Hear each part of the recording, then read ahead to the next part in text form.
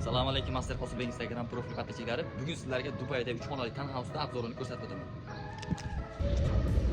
Mana shu townhouse'imiz obzorini ko'rsatib o'taman. Qani ketdik. Ikkidan kiraverishda. Biz kiraverishimizda koridor qismi va gostivoy tualet mehmonlar uchun. Rakvina bitta unitas qo'yilgan. Kiraverishimizda chap qo'l tomonda Dubayda va Yevropalarda uy xizmatchilari uchun alohida Mens nomli xona bo'ladi. Bu Mensimiz. Mensimiz uchun sanuzeli, dush, rakvina, unitas. Koridorimizdan kirishda katta zali, birinchi etaj bu. Zal ko'rib turibsizlar, katta televizorli zona, choy ichish zonasi va kuxnya zona. Bu o'z tarafimiz. Birinchi etajda terrasasi. Aytib yurmaysizlar, biz hali ishimizni tugatganmiz. Narsalarimizni olib ketishga usta etmaganmiz hali. Terrasa kattaligi. Terrasadan ko'rinadigan viduha, tabiat. Ana ketdik, ikkinchi etajga chiqamiz. Ikkinchi etajga chiqish uchun zinasi.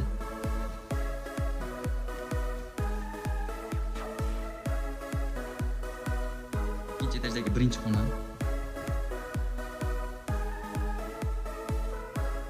Birinchi xonadan tashqari ko'rinishi. Ana ketdik. Koridor qismimiz. Birinchi xonani sanuzeli. Rakvina, tualet, dush. Master bedroom. Eng kattalar uchun yotoqxona. Kattalar uchun yotoqxona, sanuzeli, dush, ikkita rakvina va unitas.